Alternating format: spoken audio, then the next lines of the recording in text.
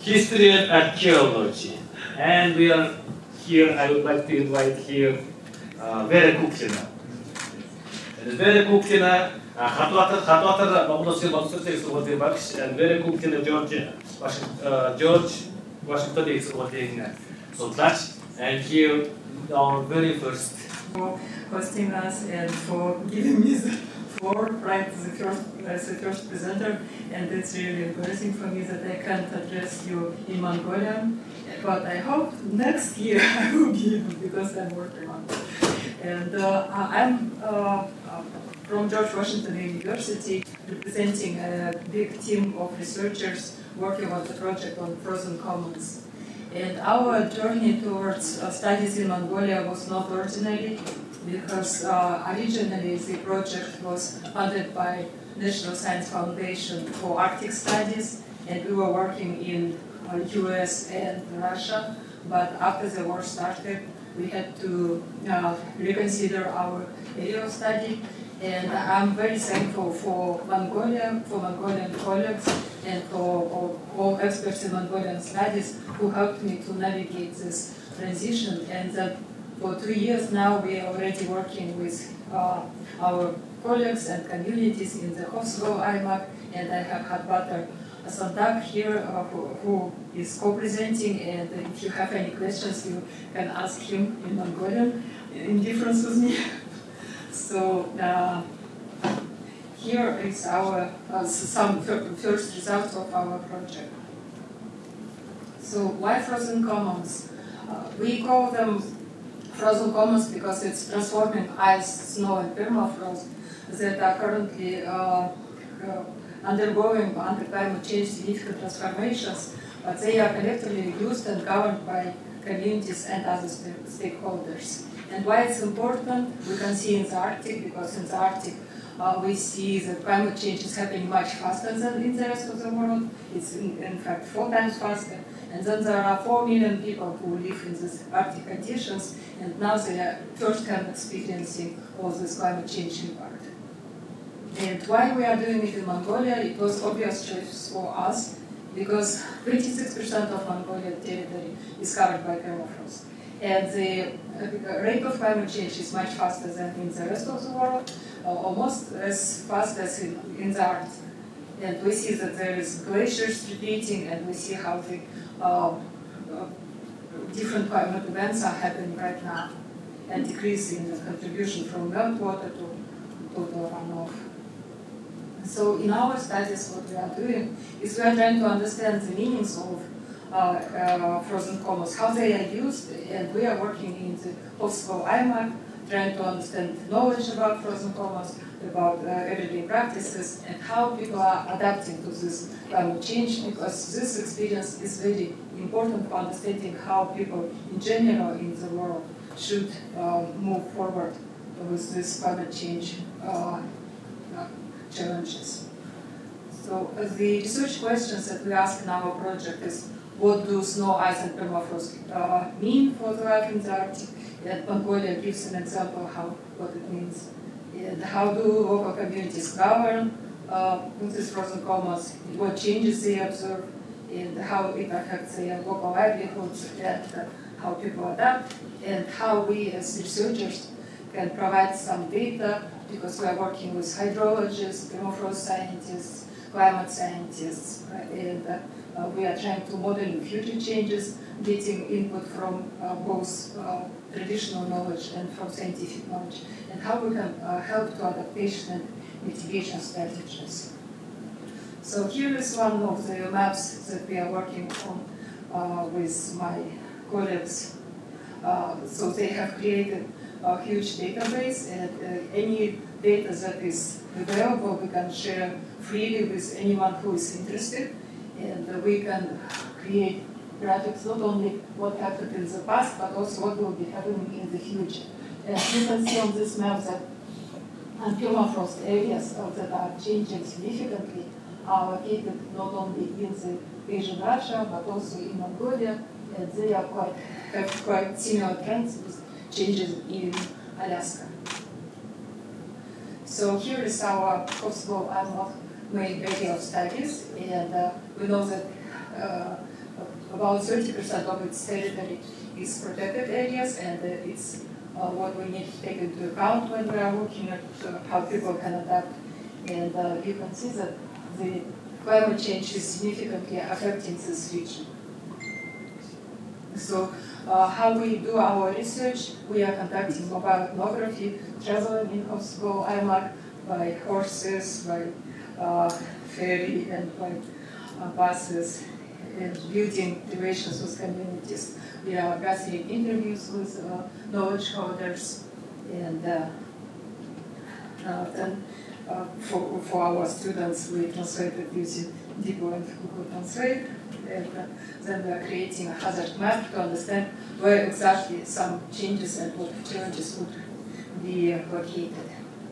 So here is our map, and then we have drone imagery that are analyzed to see in detail what is happening in particular places.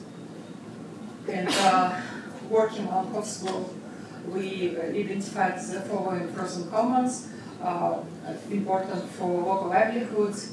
It includes not only snow, ice, and permafrost, but also landscapes dependent on this frozen matter: snowfields, glaciers, wildfires. And I will just briefly tell you how people use it, because probably most of you in this audience know firsthand what is happening. So probably this presentation was more actually about Western audience and you. So we see that in the Hofsco IMAC, ice is very important resource, because during the winter the main travel is happening in the region. But it's also interesting to note that when I'm making presentation, I'm so often biased toward Western audience and biased towards decision-making centers. And as you all know, most of decision-making centers are located not in the cold places, not in the north. And Khadbaatar is probably it's the coldest capital in the world. So it's the only place where decision makers really live in cold conditions and can understand what is happening and can translate these challenges of climate change for the for global audience, I would say. So they know, and you know, that ice is very important, and that winter roads are more comfortable for transportation than in summertime, when we have permafrost conditions that make travel very difficult. And then the ice on cracks on the ice make travel more difficult, and with climate change we will see it even more in the future. And these frozen commons can be celebrated, and we see that now there is ice festival in the Hofsco IMAC, and so even winter time can be attractive for tourism development. So we can emphasize it, because quite often people identify only summertime as a tourism place, because in winter time not many people first know about attractiveness of ice, and then we need to pay specific attention and to let people know what is more interesting in winter time. So, and off-ice is important for communities, because usually hunters keep their food in this icy areas, and they also use it as a source of water in spring. And snow is important as a source of water, and also for cleaning clothes in the coastal region. And in the mountains, reindeer herders and yaks herders, they usually decide to lower winter camp because they want to be closer to their children in schools, but also because it's really more comfortable for pasture, for grazing for animals. And glaciers are important for all our cultures, because they usually have sacred meaning. And here we have a picture of Mongolia. We know that now it's very popular tourist destination, but at the same time it has a lot of sacred meaning for us. So snowfields are important for reindeer herders because these areas are the only place where they can run away from gnats and hide there. And permafrost is important across the whole Arctic, but here in Mongolia now we can see how permafrost degradation is affecting infrastructure. So there is a picture of the school in Bayenzur, and the cracks on the wall are happening because of warming temperature and the permafrost degradation. And it's happening across the whole Arctic, and there are estimations that many billions of dollars will be spent to adapt to this climate-induced changes. And what nomad people do, like dark hut people in cattle herders in Kosovo region, they talk about their stalls. They shouldn't be on the floor because it will lead to more permafrost degradation. So they try to keep it a little bit above for stability of their housing.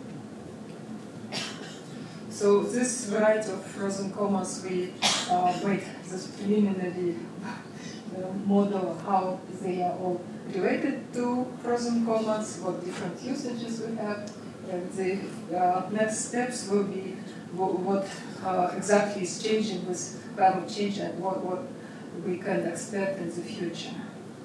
So a few interviews from our fieldwork that shows that there are some already changes that people have to adapt is that they were using snow and tea, but now it's getting not enough water, they are not getting enough water for their purposes. And that during the interview they also thought that heavy rains are getting more often, heavy rains that affect their livelihoods that they haven't seen before. And also they are talking about changing the tree line, which means that there is not much pastures for reindeer and probably for cattle because the taiga area is retreating. And with permafrost degradation, they see more erosion now, and they have to move their houses more often because of the erosion.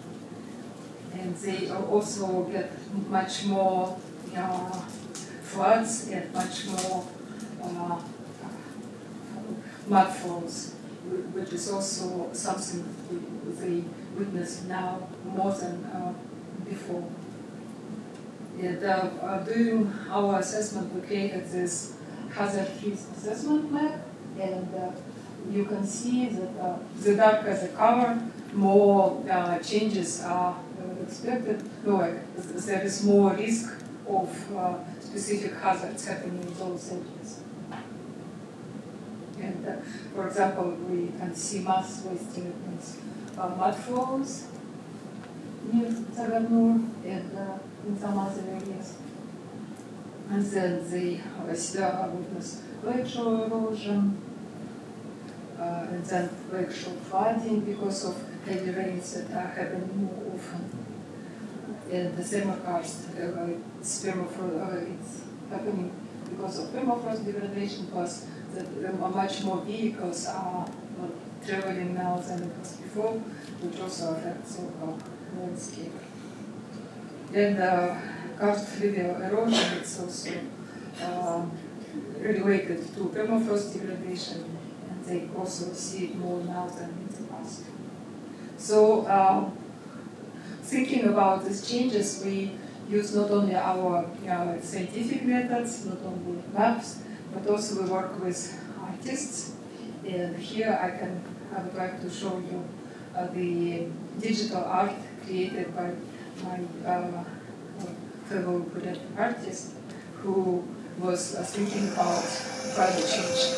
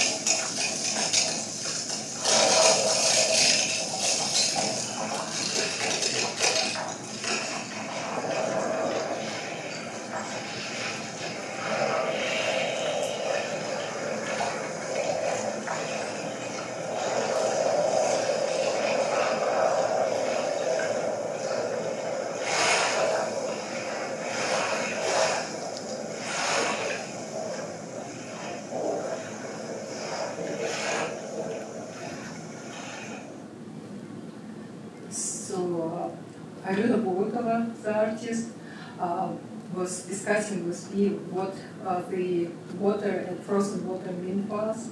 And you all probably know about Lusud as the spirit of water, and we all make our offerings to the spirit. And thinking about how climate change affects the spirit, that was her imagination. And I was telling her about climate change, what exactly is changing. So together we were able to work on this piece. So to have our preliminary conclusions, and I very welcome any feedback and comments. We are thinking that frozen commons are very important for the whole Sayan crossroads, and in Mongolia in particular, and that there is a wide variety of uses of different frozen commons. And then working together with indigenous peoples, with local communities, we can better understand what is happening and how we can adapt to changes. This knowledge is important for understanding frozen commons, how they will change, and how we can predict the future changes. And for indigenous people, it will lead to loss and damage of many frozen commons resources, which have to be taken into account when we are making decisions about climate change and how we are addressing. And then climate adaptation and mitigation strategies should be developed in close collaboration with indigenous peoples and nomadic communities. So this is information about our project funded by National Science Foundation. And thank you for attention.